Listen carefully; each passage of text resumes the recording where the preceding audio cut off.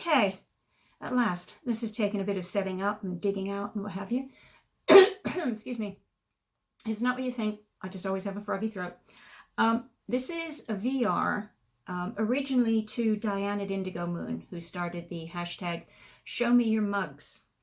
I saw Kenneth at Common Hawthorne's edition of it, and I thought, oh, that's kind of fun. It's sort of a non-tarot tag started within the tarot community, and something that I can just about deal with right now. So I'm going to launch right in. It is what it says. Show us your mugs. This is really kind of silly, but never mind. This is my mug.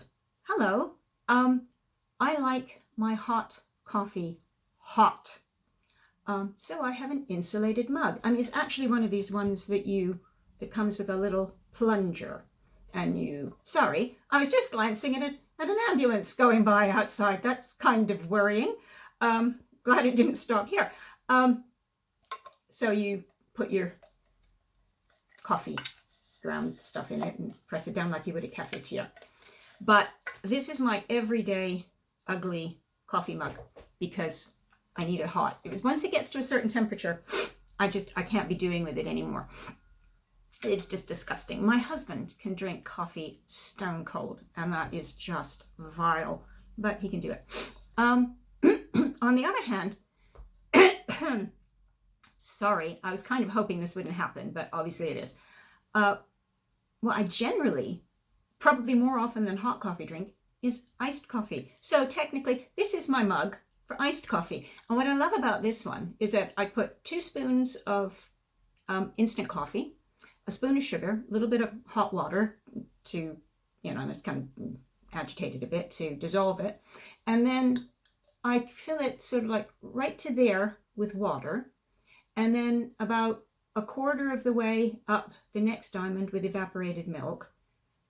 We use evaporated milk for all our teas and coffees and drinks like that. We always have. My family has, and my husband was in the Merchant Navy, and that's all they had, and they called it shaky. Probably other people call it shaky as well. So in this household, it always gets called shaky. Anyway, so I fill it up to there with shaky, and that's a perfect ratio. A couple of ice cubes, and I could live on that stuff. So yeah, those are basically my mugs. And now I'm going to take a leaf out of Kenneth's book and show you some other. Oh, I tell a lie, actually. There is this mug as well. I don't use it very often, but I love it just for the sentiment on it. I hope that's not the wrong way around for you. I'll have to see what this video does at the end. If I can reverse it, I will. So yeah, when life gives you a lemon, just add gin. Works for me. And we're well stocked with gin at the moment, so that's good. Now, leaf out of Kenneth's book. He showed some mugs that he doesn't actually use as drinking mugs, but are significant to him in some way. This one was my mother's. And to be honest, I think it was my grandmother's before her. It's Staffel stoneware made in Germany, and that's the before reunification Germany. And it's well, as you can see, I mean, it's a big mug. It's a big thing. I had it shipped over after my mum died, and it didn't survive the journey terribly well. But I managed to gather up as many pieces as I could and glue it back together again. And then if you can see on the inside there, it's all glued. But I mean, it could have fared far worse, so I'm not too upset with that. I'm just glad to have that, because that was one of the things that, always sat on the side table or whatever, wherever it was she had it. And I wanted it, and I'm glad I got it. And I use this one, it's in a cupboard, and I happen to store little bags of various herbs that I keep for witchy reasons, as you do. So yeah, that's a precious mug to me, and I'm glad I've got it, even if it isn't not pristine condition. Speaking of which, I've got my grandmother's, one of my grandmothers. I mean, obviously she had a whole set. Sorry, I'm just going to scoot myself over a little bit so I've got a bit of room. One of her tea set, very, very sort of fancy, serious fancy, not flowery fancy, you know what I mean? Sounds about my grandmother, actually. Little saucer, I've got the saucer too. No, you don't need to see my mug, but there we go. And I've even got a little side plate to make it a trio. So that's kind of nice. I have that of hers. Very pleased to have it. And then I have to say, sorry, Oma, but I've also got my aunt's. Now, my aunt's is very nice. But then my aunt was, I don't think she was quite a matron in a hospital, but she was some high-ranking official nurse. And she never married. So, you know, she spent her money on nice things. Have I got time to tell this story? How long has this been going? I have no idea. I haven't got a timer on it. Oh, yes, I do. 5 minutes. Oh, okay. You can bear with it. As she was getting on in life, anytime you went to visit her, she had 2 china cabinets. And, you know, she'd welcome you and blah, blah, blah, cup of tea. And then eventually she'd get around to going, do you like anything in that china cabinet? China cabinet number 1. And you'd go, oh, yes, that's very pretty. And she'd go, here, you can have it. And then she would eventually sidle you over to the other cabinet. And she'd say, oh, do you like anything in that cabinet? And I said, oh, yeah, I really love that, that tea set. That is just so pretty. And she went, right, when I die, you can have it. Okay.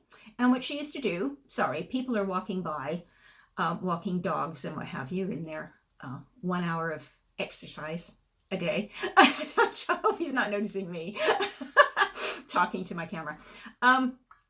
She said, when I die, you can have it. And what she would do is she would put a little note in it to say, this is for Judy.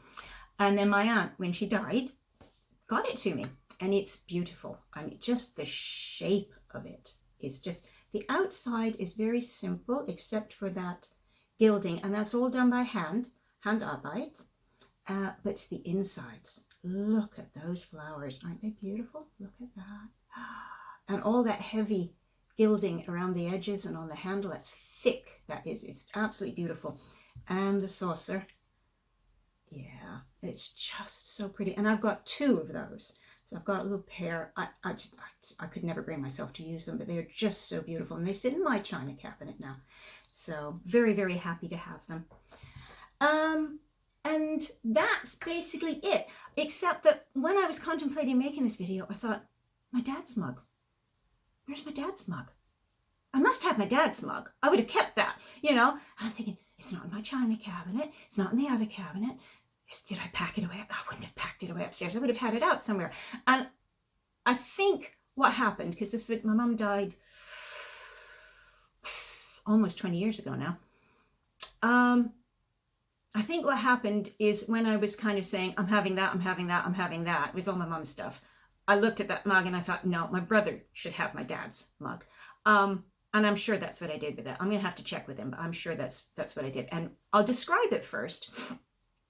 Oh, there it is. It was a white mug. I remembered it anyway. As a white mug, really not even a mug. It's just a large cup with black zebra stripes on it.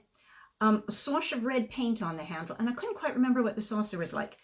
And then I remembered this morning, I've got all my mum's old photo albums, and I went through it, and I found a picture of my daddy with his tea mug. And let's see if I can get that without too much light reflecting off it. Yeah, that's my dad, and there's his zebra stripy mug. I'm hoping that's not out of focus. And so apparently the saucer was zebra stripy as well. And that was in 1962, guys. I wasn't even 2 years old at this point. Oh, that's my dad. So that's another mug that is in the family. I would have it proudly on display. I bloody well hope my brother has it on display somewhere and is loving it and cherishing it. I'll kill him if he's not. And that's it. That's it. That's my mugs. I'm done. I want to see your mugs, okay? Everybody do this. Love you. Take care. Stay home. Be well. See you soon. Bye.